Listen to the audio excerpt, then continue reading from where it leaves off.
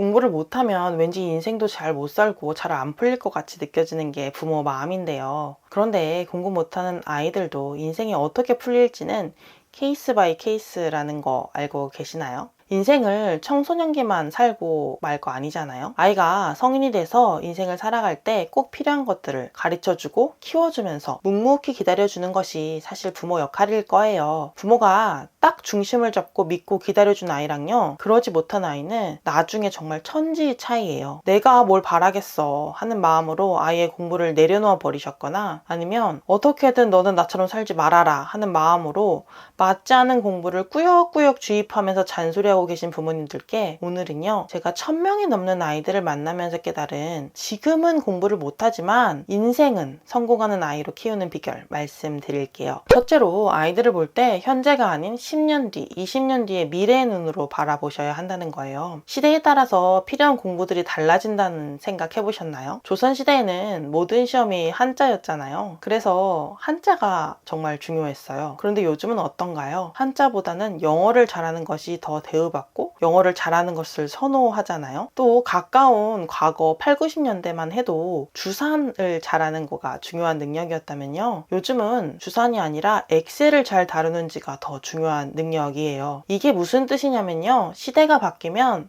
사회적으로 똑똑하다고 인정받는 기준이 달라진다는 거거든요. 요즘 구글이며 마이크로소프트며 AI, 인공지능 때문에 난리인데요. 챗 GPT 한 번쯤은 들어보셨을 거예요. 2022년 말에 챗 GPT가 등장하고, 또 코로나가 유행하면서 원래는 몇십 년에 걸쳐 일어날 변화들이 불과 몇 년 만에 일어났다라는 말을 전문가들이 많이 해요. 그런데 많은 부모님들이 자신들이 20, 30대에 세상을 배웠던 그 관점으로 지금 아이들을 키우고 계세요. 그런데 이 아이들이 살아갈 시대는 지금이 또 아니고 10년 뒤, 20년 뒤인 거잖아요. 그 말은 부모님이 중요하다고 생각하시는 거랑 아이가 살아갈 미래의 중요한 것, 그 사이에 최소 20년에서 40년까지의 시대 갭이 생긴다는 거거든요. 그러니까 우리는 과거의 눈이 아니라 미래의 눈, 미래의 관점으로 미래를 내다보면서 아이를 키워야 해요. 세계의 최고 기업 구글 아시죠? 구글이 선정한 21세기 최고의 미래학자 토마스 프레이란 분이 계세요. 그분이 이런 말씀을 하셨거든요. 앞으로 과거 전통적인 제조업 일자리 20억 개가 사라질 것이다. 그리고 우리는 모두 다른 형태로 일하고 있을 것이다. 그리고 이렇게 빠르게 변화하는 시대에서 기회를 잡는 사람은 적응력과 유연성을 가진 사람일 거다라고요. 해석하자면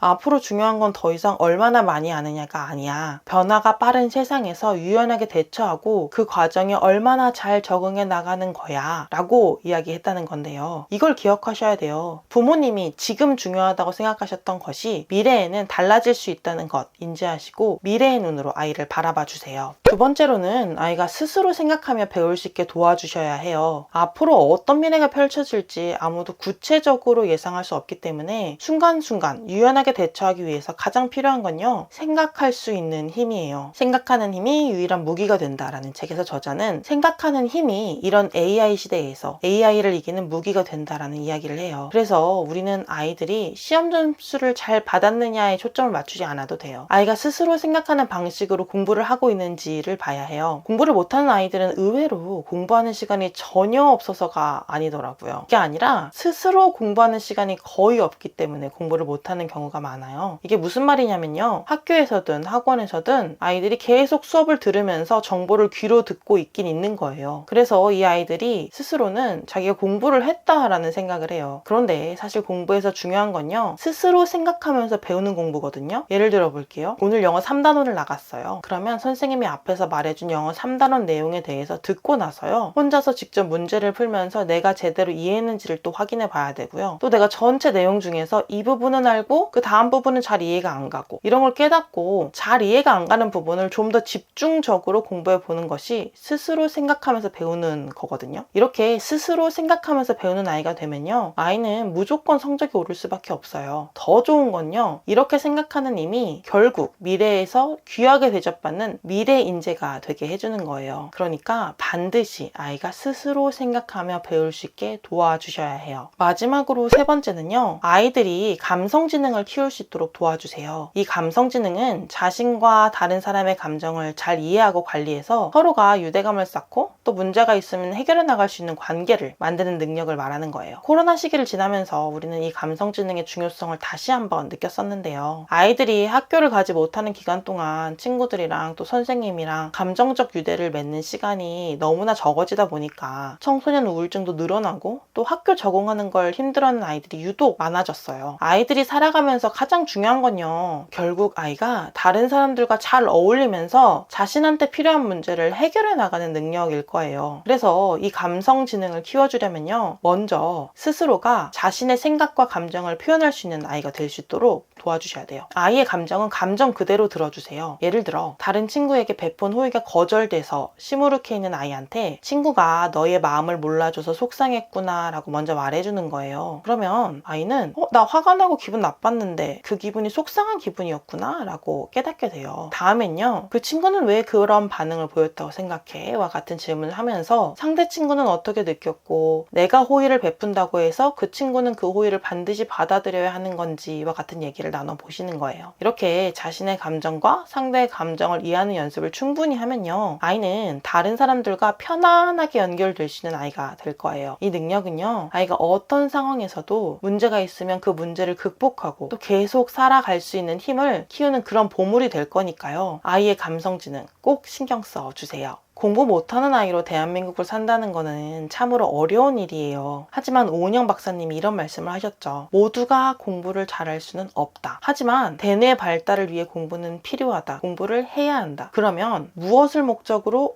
어느 방향으로 공부할 것인가를 생각해 봐야 한다라고요. 아예 지금 성적을 보고 초조해하시면서 아이를 판단하지 말아주세요. 우리 아이가 적응력과 유연성을 갖춘 미래 인재가 될 수 있도록 공부의 길을 열어주시는 것이 핵심이에요. 저는 15년간 다양한 아이들을 만났는데요. 공부 잘하는 아이들도 참 기특해요. 그런데 왜 그렇게 공부를 잘 못하는 아이들만 보면 마음이 안쓰러운가 모르겠어요. 이 아이들이 재능도 많고 또 가능성도 많은 아이인데도 불구하고 그런 성적이란 기준 때문에 괴로워하는 모습이 안타까워서 그런 것도 있고요. 예전에는 아무래도 개천에서 용이 날 수 있는 시대라서 누구라도 열심히 하면 잘할 수 있는 시대였다면 지금은 어릴 때부터 성적도 그렇고 아이의 경험도 공부법 또 꿈도 이렇게 세심하게 케어가 되는 시대더라고요. 그러다 보니까 결국 습관이며 성취감이며 자존감까지도 거기까지 빈부격차가 나는 거예요. 저는 저보다 열심히 해서 공부 잘하는 건 그러려니 했었는데요. 제가 노력해도 가질 수 없는 기회를 턱턱 가지는 친구들을 보면 참 속상했던 기억이 있어요. 그래서 그런가 저는 다른 건 몰라도요. 누구에게나 교육에 대한 정보랑 교육을 받을 수 있는 기회만큼은 평등하게 주어졌으면 하는 개인적인 바람이 있습니다. 과학이 발달해서 뇌과학을 이용한 공부법도 많이 알려져 있고 또 인공지능을 통한 맞춤 학습과 같은 교육도 많이 참 발전을 했어요. 그래서 제가 궁금해서 매일 공부하는 것들 그리고 지난 15년간 아이들을 만나면서 배우고 깨달았던 것들을 토대로 영상을 만들고 있거든요. 저처럼 교육만큼은 평등해야 한다는 마음에 동참하시는 분들은 구독과 좋아요 눌러주시면 제 영상이 더 멀리 퍼질 수 있어요. 특히 이렇게 과학이 발전하고 모든 것이 변화하는 이 시대가요. 학교 공부에서 소외받고 그리고 마음이 어려웠던 친구들에게 새로운